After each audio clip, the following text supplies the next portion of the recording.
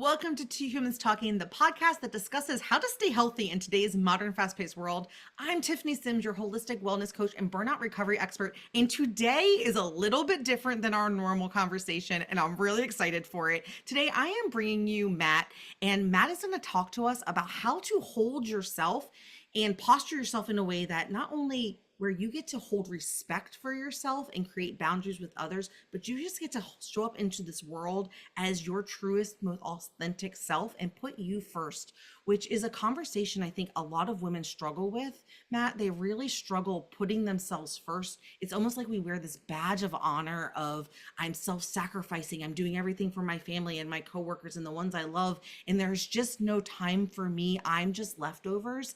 It's almost like we wear this badge of honor. So I'm really excited to have you here in this, like almost like this pop-up podcast that we're doing.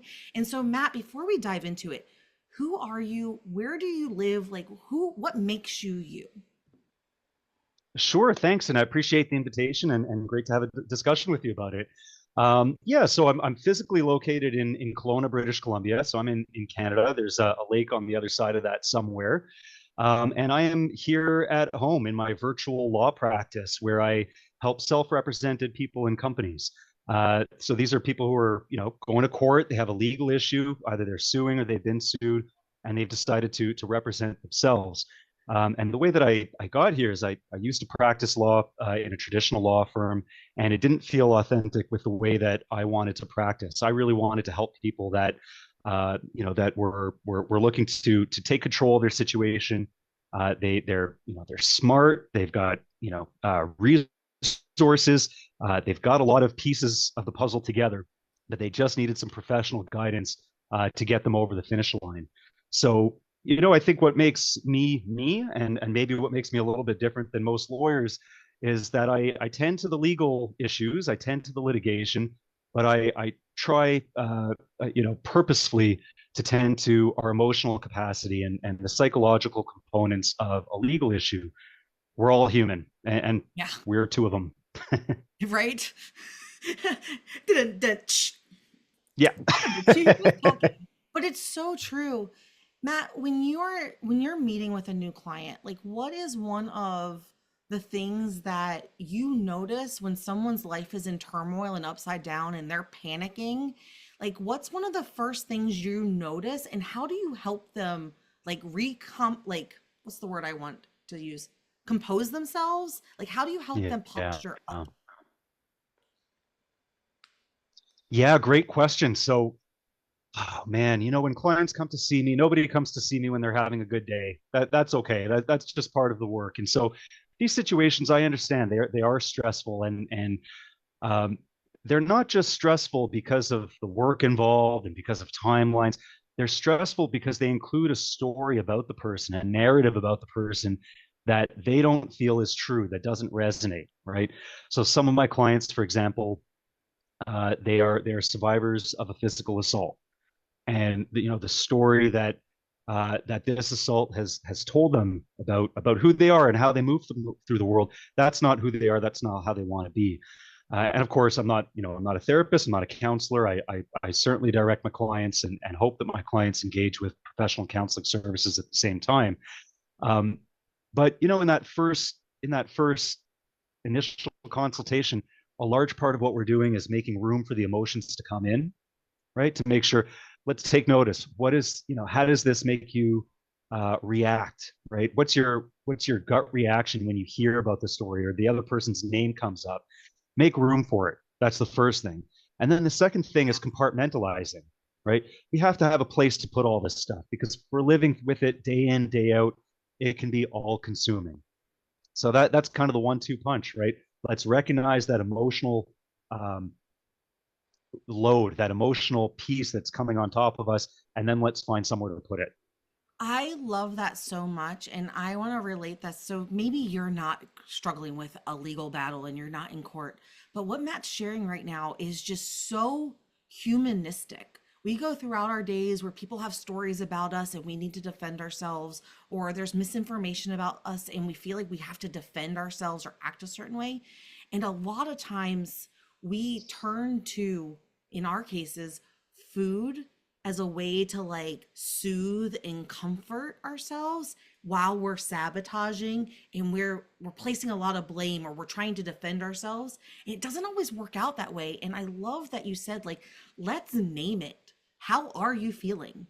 What is being triggered for you? Like, can we take a pause, put what we're Yeah. dealing with aside, and really just like unpack what you're feeling because your feelings are valid, and let's get to the root of that so we can actually make progress forward.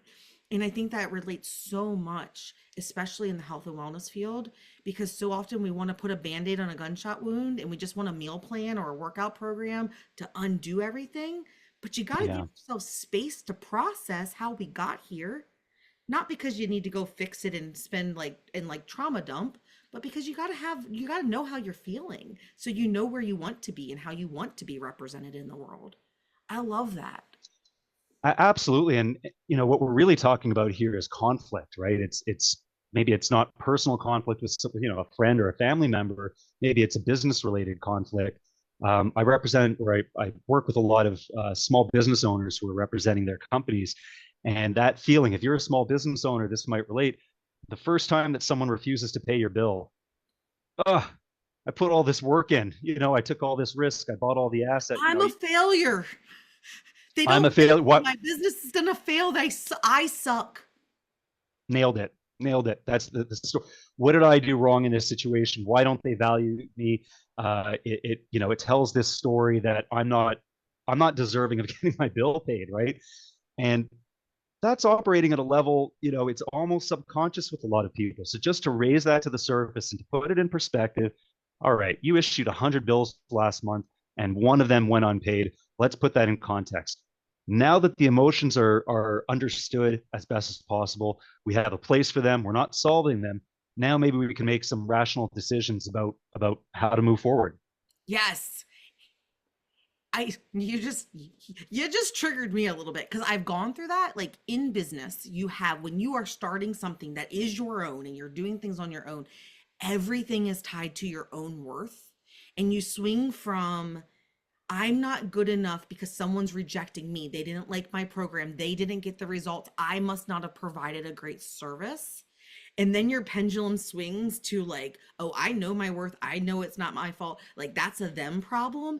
And really it's Yeah. like when you find your way to the middle and you have zero attachment to other people's outcomes, you just know that you showed up today the best you could and gave the best service that you can.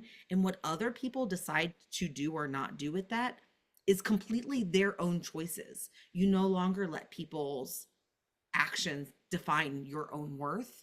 And what a great place to be, but it takes practice and it takes Oh, knowing what's absolutely. happening.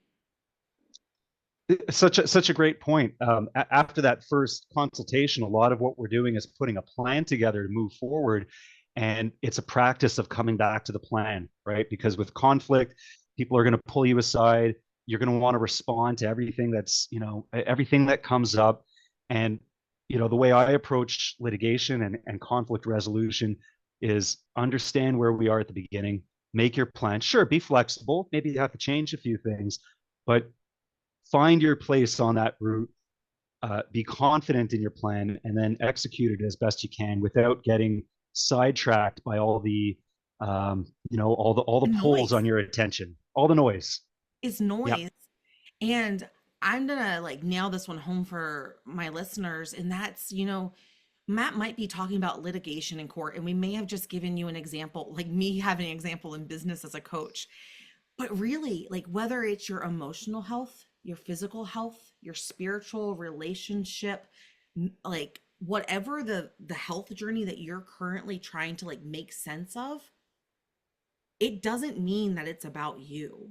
Maybe you are bipolar. That doesn't mean that you are a failure and that you're going to suck forever. It means that there's now a plan that you need to follow that might be different than the person right in the lane next to you. Or maybe it's your emotional health and you're in a really, you just got out of a horrible relationship and now you're questioning, like, how did I let this happen? Now you have the words for that. Like, you got to remove yourself from the thing, give it words, find out what your roadmap to move forward is, and let go of the identity that the outcome has something to do with you or says something about you and your character as a person. It's like control the controllable. And sometimes that's our own narrative in the stories that we're telling ourselves. Absolutely, and such a great point. Part of our my early work with a client is we actually write out the narrative, we write out the story, and that way, as as we go forward, and another witness shows up and adds something to the story that maybe shakes us off our foundation. Now we have that narrative that we actually wrote out. This is what happened. Doesn't mean that I failed at business. It doesn't mean that I missed a bunch of red flags or should have done something different. No, no, no. This is my foundation. This is what happened. We keep coming back to it. And I found that for a lot of clients that helps ground them. Yeah. As we're wrapping up, like I really encourage you while you're listening to this and you're trying to make sense of how this works for you and like what this episode is giving you, I really, really, really encourage you to sit down with your notebook and write down the story that you believe to be true about yourself. Like, what is your story? And then I want you to turn the page and I want you to write the story of what you want that story to be. And then find those lines of where things, maybe it's a skill you need to develop, maybe it's a mindset shift that you have to go after, maybe you need a new routine to become this new person that you want to become. Find those gaps and start making the plan so that you can step out of this old role that you've identified and that you're telling yourself and step into this new story, because we all have so much more power in our future narrative than we give ourselves credit for. So I really Absolutely. Such good advice. thanks, Matt. I Yeah. appreciate it. As we're wrapping up, is there anything left on your heart that you want to share, or how do people connect with you after the fact, after they listen to this episode? Sure. Thanks. Appreciate the opportunity. I just want to say this, and this is what's on my heart that I want to get out. Yes, you can do it. I have this with in my first meetings with clients all the time. Yes, you can do it. A lot of these processes, even if we're talking about a legal process, which is complicated and rules of court and deadlines, and with professional guidance, sometimes with the right tools, the right support, yes, you can do it. Um, we break things down into manageable chunks so that you can do things one at a time, one foot in front of the other.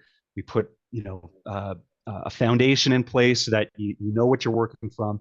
But that's what I want to leave your listeners with, is Oh, that so in good. conflict resolution, you have it in you to do it, and find the people that are going to support you in accomplishing those goals.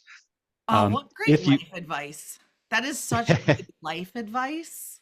Oh, how do people connect with you, we, Matt? we're not told that often enough, which is why I dropped it here, right? We have to remind ourselves that we are more capable than we think we are, even in unfamiliar territory like the law. Anyways, Hold if on. I anyone want to is, pause right there real quick. My friend and mentor, Jess, and she's been on the show. You guys might have seen her episode. She has said so many times, you can borrow my belief until it is your own. So borrow Matt yeah, and I's belief that you can figure it out, that you can put one step in front of the other, and that it is just all about the road plan and letting go of the stories we're telling ourselves. Take our beliefs until it is your own. Okay, sorry, Matt. How do love people that. find you in the world? No, that's great. If anyone's in British Columbia and and I am one of the people that they choose to bring in for some support, butterflylegal.ca. Even if you're not in Beautiful. British Columbia, go to butterflylegal.ca. There's some contact information there. I'd love to hear from you. Love to hear your thoughts. If you're need a referral in other jurisdictions, happy to do that too. So butterflylegal.ca. Beautiful. And even if you don't need a legal advice, go tell Matt hi. Tell him you heard him on the show. Let him know that what you took away from today's episode. And with that, that's Two Humans Talking. I will see you next time. Bye.